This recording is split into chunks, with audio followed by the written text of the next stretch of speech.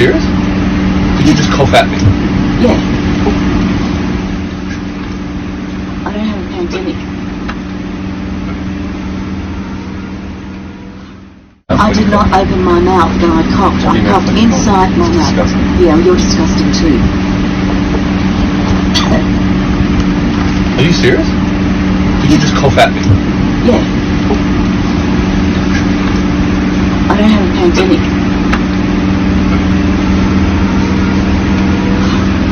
Bully? Bully? Yeah, bully. I asked you politely to please cover your mouth and Yes, cough. I did not open my mouth when I coughed. Don't you listen? You're a doctor. What? You're a doctor. Does Are that you? make you stop? Are you? The advice from Are the you? government has been to cover just your shut mouth up. when you cough. Look, just be quiet. I don't want to hear this. And then you coughed at me. You're in a quiet With an open carriage. mouth. Oh, shut up.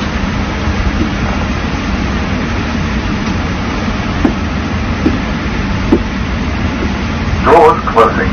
Please stand clear. Did you just cough at me?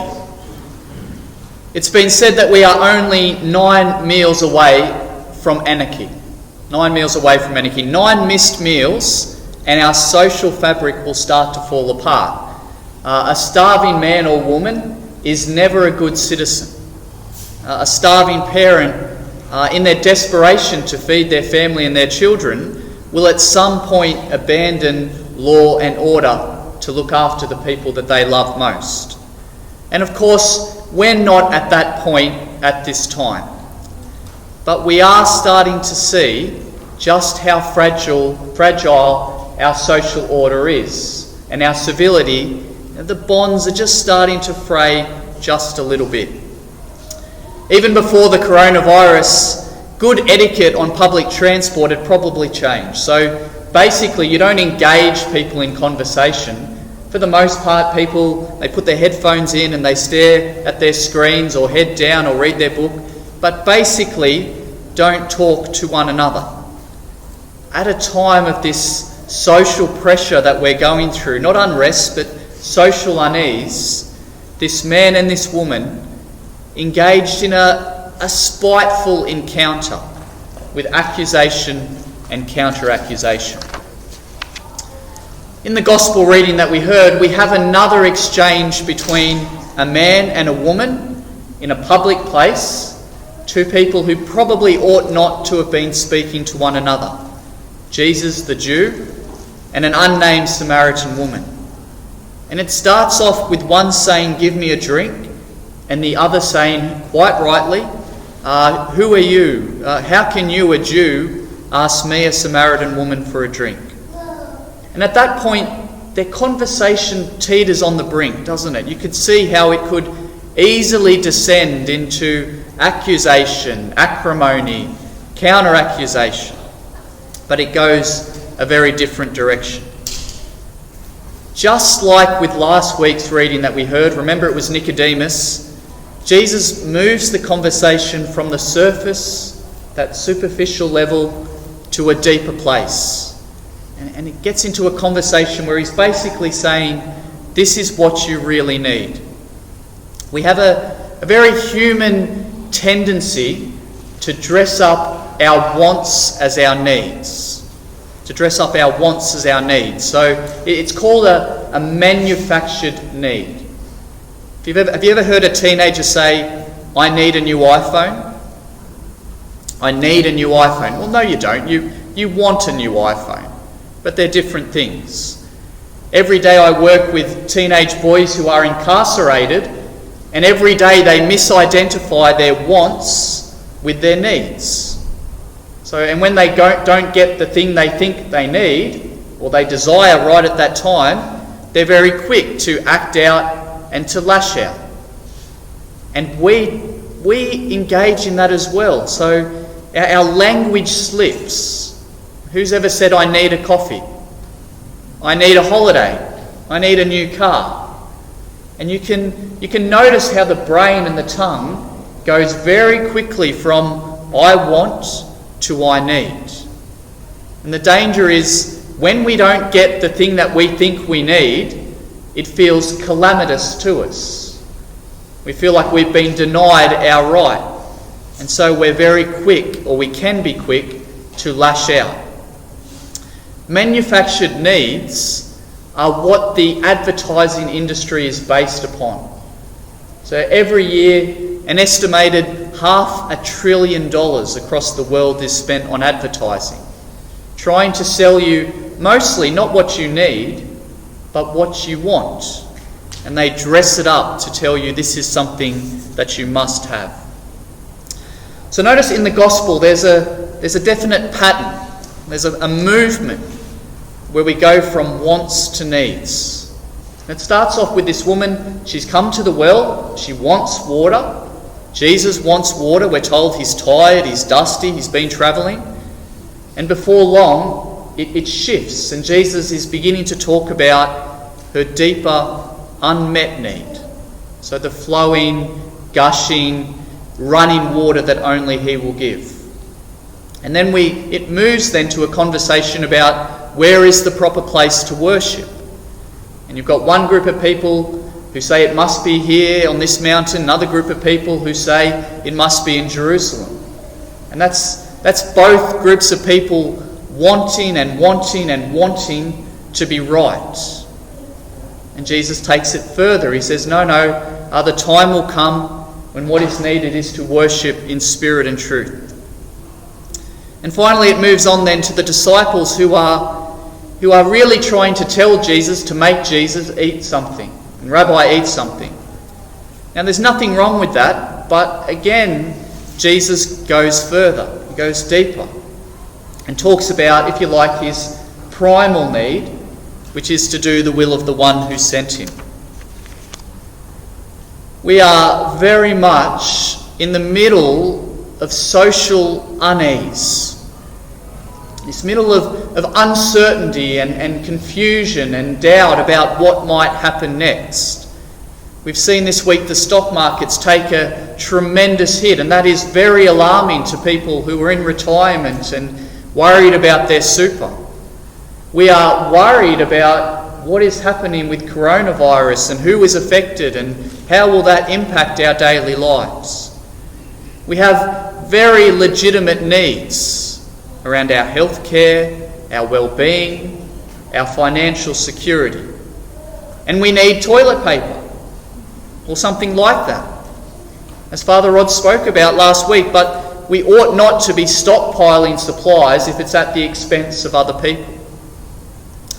A mature society and a mature religion ought to be able to help us to distinguish between what we want and what we need. The shame is we just don't have a great track record of that at the moment. So think about in the environmental space, we dress up our wants as our needs, and it's costing us the earth, isn't it? So we convince ourselves these are the things that we need, and we're ready to exploit the earth to have those things. Churches are guilty of this as well. I noticed sadly this week one denomination saying despite the coronavirus they are going to continue to use the chalice as part of their communion service, saying once we decide to go to church, we believe there is absolutely no possibility of contracting disease from the Holy Cup because, quote, we believe that no disease or illness can exist in Holy Communion. I don't mean to be unkind, and I know that view is taken from a position of faith. But respectfully, I just don't think it shows an appreciation of the need where we are right now. And as the church, we have to talk about this. What are the things that we want, that we might have to forego, and what are the things that we need? As we go through this as a society, people are feeling stressed with a pandemic and a possible recession, real life problems affecting people's lives and their livelihoods, and the temptation is to give in to panic. I don't know if you've been to the shops recently, but you will notice and you will feel the difference in the atmosphere at the shopping centre. And as people are rushing in to buy supplies, it's about much more than just stocking up. The psychologists tell us that what happens when we feel like there's chaos out there is that we need to reassert some order for ourselves. So we can't control what's going on in the world, so we just have this sense if we can just get our bubble, our nest the way we want it, we can just feel a little bit better about ourselves. So when we're seeing all of this take place, it's more than just getting the toilet paper or the something else. It's about having a sense that we are okay from our little part in the world. Imagine if instead, collectively, we could ask a question and take stock and do the inventory and say, what is it right now that we really need? Not what are our wants, but what do we really need? What is it that we need to do or need to have as church, as a society, as a family, to go through these challenging times? Not in a panicked way, but recognising that it's not just about us, but also the well-being of the people around us. Not just the privileged few, but all people. As we think about this from a Christian perspective, it ought to be informed by a faith in the living God. I've never quoted Charlie Chaplin before in a sermon, so that's exciting for me. Charlie Chaplin said, "Your naked body should only belong to those who fall in love with your naked soul." Your naked body should only belong to those who fall in love with your naked soul. I think the Christian version of that is courage. The courage of a naked soul standing before God and ready to say, "You know me. You know me, O Lord. You formed me in the womb. Every hair on my head is counted. Where could I run from your presence? You know me, O God. You know what it is that I need before I can ever speak the words. You know me, and let me listen to you tell me what my needs are." It takes courage to speak from that place, to encounter God with your naked soul. And your naked soul is just you, stripped away of everyone you pretend to be, of all your self-deceptions, of all your wants dressed up as needs. Your naked soul is who you are before God. Faith is never about proving that you believe enough. Faith, one theologian has said, is relaxing into the presence of the God who loves you. Faith is relaxing into the presence of the God who loves you. And I know at the moment people are scared and they are stressed and we don't know what is coming next.